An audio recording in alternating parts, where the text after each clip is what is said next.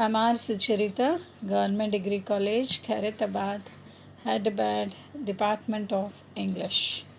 A warm welcome to the students of BA, BSc, BCom first year. So today we are going to do reading passage that is Hyderabad, the heart of Telangana, and Hyderabad, the heart of Telangana, and writing, note making. Both these topics we will do today. So, Hyderabad, the heart of Telangana. So, we have learned how Telangana state is divided. Actually, in Andhra Pradesh was Telangana, was combined, and later on they fought and got Telangana. So, Hyderabad, which is located in Telangana, is said to be the heart. The city of Hyderabad is located in the heart of Telangana. It is the twin city to Secunderabad and contains major tourist attractions such as Golconda Fort, Charminar, the Qutub Shahi tombs, Chow Mahalla Palace, Salajang Museum, and the Nehru Zoological Park. Recent studies indicate it has a population of 6.7 million. So, Hyderabad, it is the city which is located in the heart of Telangana. Everybody knows the heart of Telangana is the city of Hyderabad. So, it is this twin city to Secunderabad, and we all know that the two twin cities, they are Hyderabad and Secunderabad, and these little Hyderabad and Secunderabad, these twin cities, they have so many major tourist attractions. So what are those tourist attractions? So people from all over the world, they come to Telangana state, and especially they are very, very fond of visiting Hyderabad, which contains a lot of tourist places. So the attractions are Golconda Fort, Charminar, the Qutub Shahi tombs, Chow Mahalla Palace, Salarjung Museum. I hope most of you students have visited all these. Golconda Fort, all the national festivals are celebrated in Golconda Fort, and the flag is hoisted. And then Charminar, so it is famous for the Lard Bazaar of bangles, and then the Qutub Shahi tombs, and Chow Mahalla Palace and Salarjung Museum. I hope you have seen all these, and the Nehru Zoological Park. Recent studies they indicate that Hyderabad's population is 6.7 million. So this is when the book was printed, but it is now more than 6.7 million population. So, once called the City of Pearls, the bustling metropolis of Hyderabad has a rich history beginning when it was first founded in 1591 by Muhammad Quli Qutub Shah of the Qutub Shahi dynasty in 1724. Mir Hamar Uddin Siddiqui of the Asaf Jahi dynasty was granted the title of Nizam ul Mulk, administrator of the realm of the Hyderabad region. He was the first of 7 Nizams to rule over Hyderabad for a period that lasted approximately 2.5 centuries.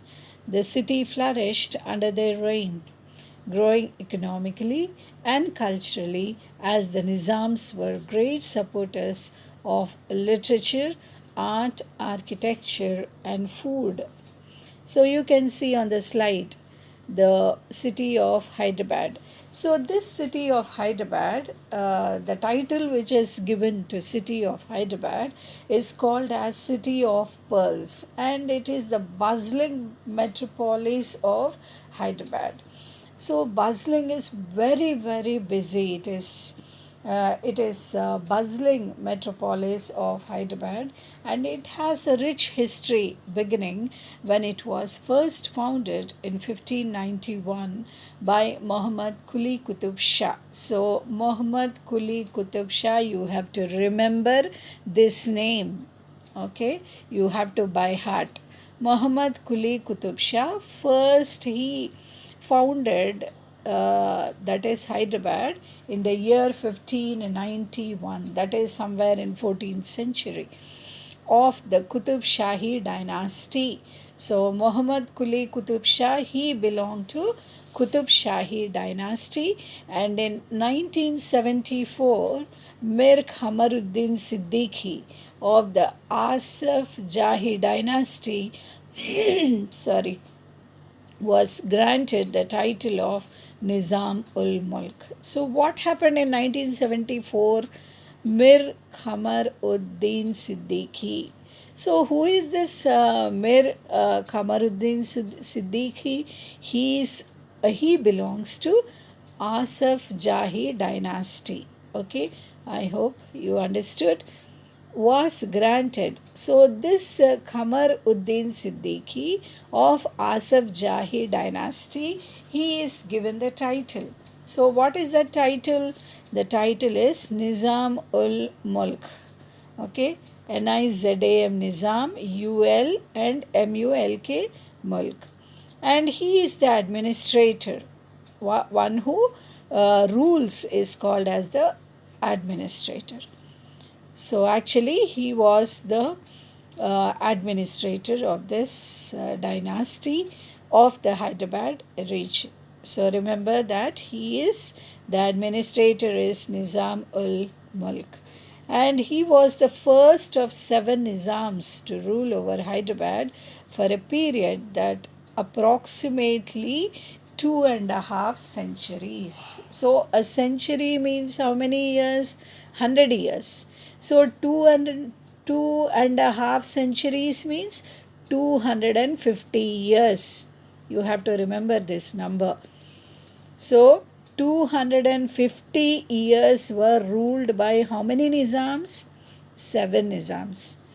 So 250 years were ruled by the Nizams, by the Nizams. That is, seven Nizams, they ruled for 250 years. And you can see I have prepared another slide. He is Nizam. He is the first Nizam. Okay. So he is the first Nizam who ruled in Hyderabad, and the city flourished under their reign. So the city, it flourished. This Hyderabad city was the greatest city in Telangana. Okay, and it was rich economically, and it was rich culturally. How it was rich culturally? The Nizams, they were great supporters. They supported the Nizams. They supported what did they support? They supported literature, art, architecture, and food. Okay, they were the lovers of literature, sahityam, we say, and art, kala, architecture, and food. Because of this, culturally, Hyderabad was rich, and economically also it was rich. In 1947, when India gained its independence, the Nizam of Hyderabad declared his intention of making Hyderabad a separate independent territory, either by gaining dominion status from the British Empire or by sovereign rule. However, the newly established Indian government acted swiftly, initiating an operation codenamed Operation Polo, in which the Indian Army moved into the state of Hyderabad on 16th September 1948 in an attempt to contain and combat the Nizam's army. 5 days later, the Nizam's army surrendered. The Nizam signed the instrument of accession, merging the state of Hyderabad into the Indian Union. So everybody of us know what happened in 1947. In 1947, India gained its independence. So that is why on 15th August 1947, what do? We celebrate as a national festival. That is the Independence Day. Okay, so the Nizam of Hyderabad, when India gained its independence, what did this Nizam of Hyderabad do? He declared his intention of making Hyderabad a separate independent territory. So, what was the thinking of this Nizam, or what was the intention of what was the intention of this Nizam after getting independence? He told that we want to make Hyderabad a separate independent territory. Hyderabad should not be included. Hyderabad should not be included in Telangana state. That was the intention of this Nizam. And he told that Hyderabad should be completely a separate independent territory after gaining independence, either by gaining dominion status from the British Empire or by sovereign rule. So he wants to gain the dominion. That means only this these Muslim rulers, that is the Nizams, only should rule Hyderabad. And this Nizam, he had the intention that Hyderabad should be completely separate, a separate one, not to be included in India. Okay, so that was the intention of this first Nawab, and he wanted that from the British Empire or by the sovereign rule. So, however, the newly established Indian government acted swiftly, initiating an operation code named Operation Polo. So, how did the Indian government respond? The Indian government immediately, what did the Indian government do? Very, it acted very swiftly. That means very quickly it acted. And what did they do? They initiated this operation. And what is that operation called, or what is that operation code? That operation code is Operation Polo, in which the Indian army moved into the state of Hyderabad on 16th September 1948 in an attempt to contain and combat the Nizam's army. So, like that, on 16th September 1948, the Indian army to move to Hyderabad. And like that, they made an attempt to contain and combat the Nizam's army, and they won. So, 5 days later, what did the Indian Nizam do? The Nizam's army, they surrendered because of this code named, which is called as Operation Polo. They have failed in attaining a separate Hyderabad for themselves. So they did not win, they were defeated. So that is why what did the Nizam's army do? They completely surrendered themselves to the Indian government. And what did the Nizam do? The Nizam, he signed the instrument of accession, merging the state of Hyderabad into the Indian Union. So, like that, Hyderabad, it was again, it was included or it was merged in Indian Union. So, if India couldn't operate this Operation Polo, then as Pakistan was separated, in the same way Hyderabad was or would also be a separate country from India. So when this operation code named Operation Polo was applied, then Hyderabad was included in India. Okay. So, like that, over time, the state of Hyderabad was dissolved as part of the linguistic reorganization of Indian states, and Andhra Pradesh was formed on 2nd June 2014 following a movement for separation. Telangana was awarded its own state, and Hyderabad was declared the state capital. Okay, so what happened after this when Hyderabad was dissolved? When Hyderabad was dissolved, and it is a part of India now. So when Andhra Pradesh and when they struggled for the separation of Telangana, so many lives were sacrificed for Telangana state. So many students in Osmania University, they sacrificed their lives, and there was a 70-day strike in order to separate Telangana. So finally they won this fight, and then since many years, that is before 1968, they were fighting for separate Telangana. So after so many years, on 2nd June 2014, Telangana was Telangana. It followed a movement of separation, and it was awarded its own state. And Hyderabad is declared the state capital. So, this is the history of Hyderabad, which is called the heart of Telangana. I hope you understood Hyderabad, the heart of Telangana. And then now we are going to see writing, that is note making. So when you are taking notes or when you are listening to a very valuable lecture, or when you are listening to any speech, or if you are seated in a meeting and if you are listening to the meeting, what should you do? You have to take your notepad and you have to do note making.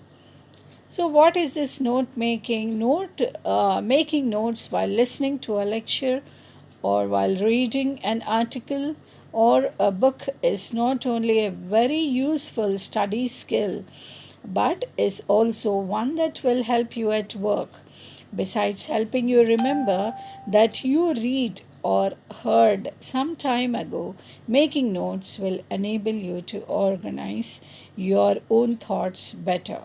This is because while making notes, you will also be considering the importance of the different points in the matter you are reading or listening to and drawing your own conclusions about them. Okay, so while when you are making notes, I told you that already you will be listening to a lecture, and when you are reading an article, or if you are reading any book, if you want to make notes, this is very important, and this is a very useful study skill. Okay, so that you remember whenever you make notes, you will be remembering, and this will be very very useful for you at work.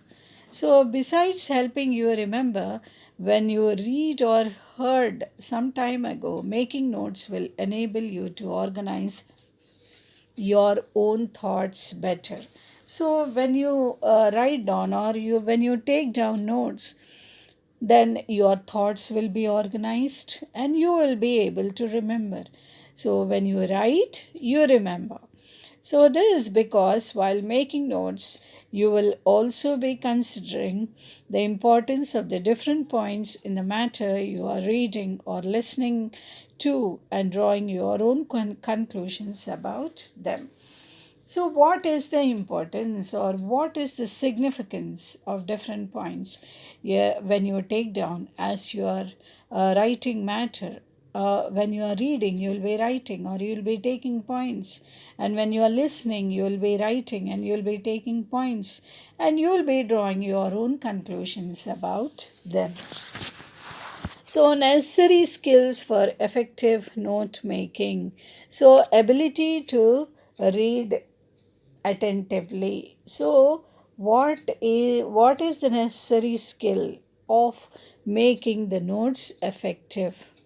So, the first point is ability to read attentively. So, when you are reading, you have to pay attention. So, if you are just reading and if you are not concentrating, and when your thoughts are wandering somewhere, then you cannot understand what is written. So, while you are reading, you have to pay attention, and when you are listening, you have to pay attention. Then, ability to comprehend what is read. What did you read? Can you make a comprehension about that? So, that is also an ability. So, ability to comprehend what is read, and then ability to distinguish between important and unimportant ideas. So, when you are reading, say a paragraph or a comprehension or a passage, whatever it is, when you are reading, you have to distinguish. That means you have to separate what are important points and what are unimportant ideas. All the important ideas or all the important points, you have to underline them with a pencil.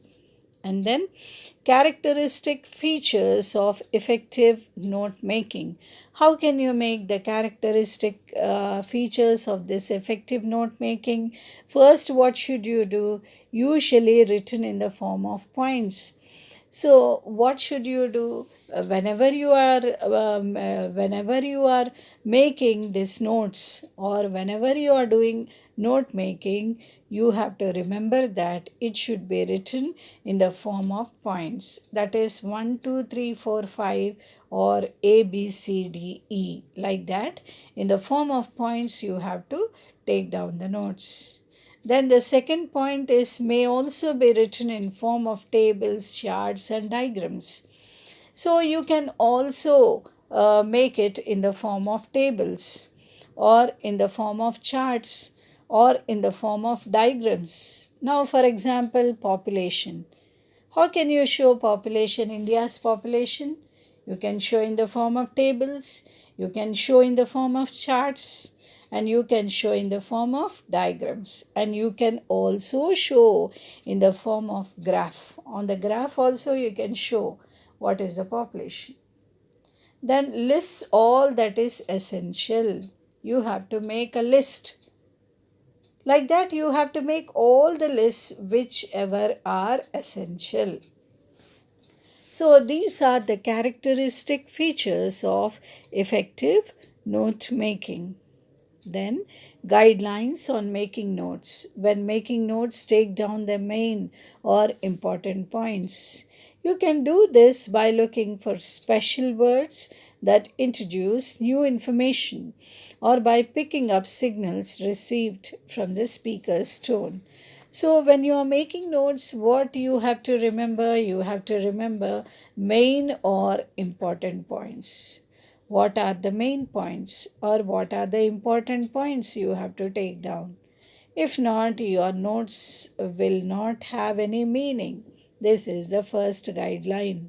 You can do this by looking for special words that introduce new information.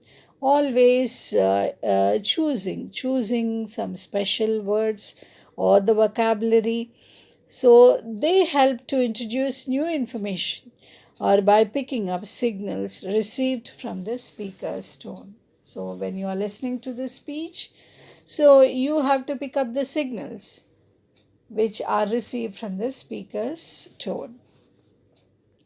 Then the second one is use a clear layout with interlines, space, subheads, bullets, etc., so that you will understand the notes later. So you have to make a very clear layout with interline space. There should be the space should be provided between one line and the other line. That is only called as interline spacing. And you have to write the subheads, and you can also show them through bullets. Now already these guidelines, they are shown in bullets. etc., like that, so that you will understand the notes later. Okay, so it will be very easy for you to understand the notes after you look at it. Then organize your notes so that they reflect how the ideas were connected in the original text. Organize. You have to organize one by one how they reflect your ideas when you are connecting to the original text. So, when it is organized, it is perfect. Write down important points that you identify in short form using words, phrases, and abbreviations. So, you know what are short forms? They are only called as abbreviated forms, and you can use words. All these are the important points where you can recognize or identify. And you know what are phrases? A two-word phrase or more than two words is a phrase. And abbreviations like GDC, Government Degree College, MLA, Member of Legislative Assembly, like that. So, underline important points. You can either use common symbols and standard abbreviations. So, what are these standard abbreviations? Now, for example, you will be writing E full stop G. So, E full stop G means what? It is an abbreviation. That means, for example, for instead of writing for example, the abbreviation is E full stop G. And also you will be writing something like S. Okay. And then etc. etc is also the abbreviation for etc. etc means etc. Then YR is also an abbreviation. Year, YEAR, year. Or create your own, such as ENGG. ENGG means engineering, and TECH means technology. So, for instead of writing the whole thing when you are taking down notes, you can use such abbreviations like ENGG for engineering, TECH for technology, ETC for etc., and then YR for year. So, a list of common abbreviations is given at the end of this section. So, at the end of the section, you can see the list of abbreviations. So, drop all articles, prepositions, conjunctions, and pronouns unless they are necessary in order to understand the notes. So, when you are taking down notes, all these grammar is not that important. You need not use articles, you need not use prepositions, conjunctions, and pronouns unless they are necessary for understanding your notes. So, grammatically, you need not be perfect, okay, while taking down notes in order to understand, because it is your own notes. Use dashes to link ideas. In order to link ideas, you can use dashes in between. And then use diagrams and tables in your notes to summarize information and present it in a condensed form. So, you can use diagrams and you can use tables in order to summarize the information or to make short the information. So, I told you the list of abbreviations. So, one can take notes quickly by using abbreviations. Some common abbreviations are listed below: or, and for and or. You can use this on page number 99.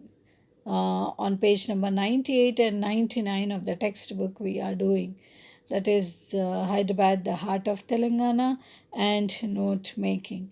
So, page number 99, at the end of the page, you can see the abbreviations. Equal means only if you just draw two lines, that is equal to, it means that it is equals or is the same, results in, for all that. And just write equal and put a cross or a slash on that equal, does not equal, is not the same, as does not result in.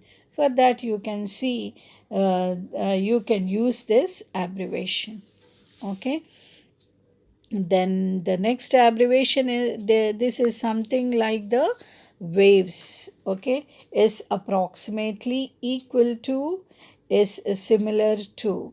So like that you can use. And then the next one is something like an arrow mark. Okay, so this is like leads to, or produces, or causes. And next is question mark. So this question mark, it can be used for uncertain, possibly, or unproven. You can use this. Okay. Then a short form for approximately, you can just write approx, approx, approx. And then argument, argument, you can just write argu. And for the word between, between, you can just write b oblique w, or btwn. Then conclusion. For writing conclusion, you can just write conc. Then continued. Instead of writing continued completely, you can write contd. In development, in order to write development, you can just write dev. Then the next word is difference. For difference, you can write diff. And for example, it is just e full stop g full stop.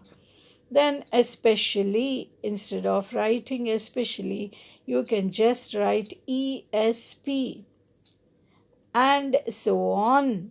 You can just write etc, etc, etc. Then that is means I full stop e full stop is, that is. Then important, just write imp, information, info, that's enough. And then against, instead of writing against, you can just write vs. Then with, when you want to write with, just write small w with an oblique or a slash.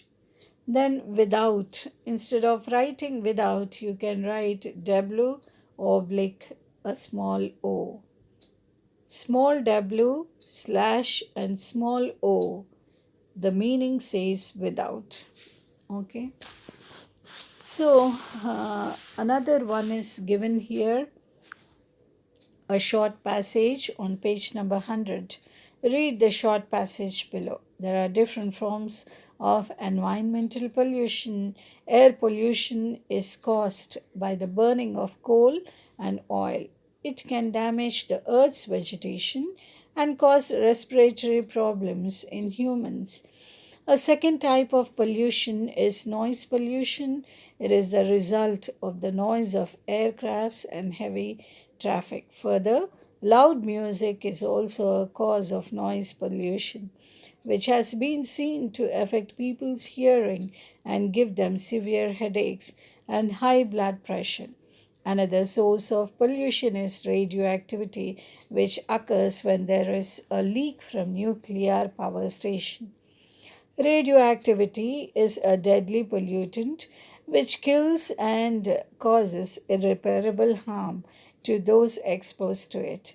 Land and water pollution is caused by the careless disposal of huge quantities of rubbish, sewage, and chemical waste.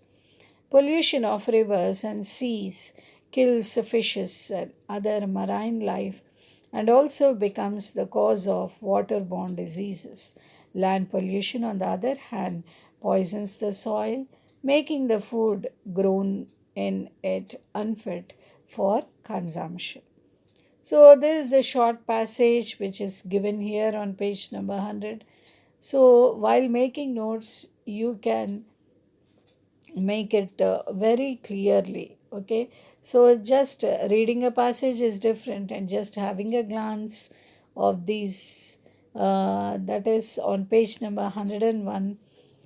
That is the different format of making notes. You can easily understand. So, with this short passage, now let us now make notes on the above passage. Different formats can be used when making notes. You can design a format of your own that suits you best. So, according to your creativity, according to your ideas, and according to your thinking, you can make notes. Here are some common ones. Now, see, this is so easy.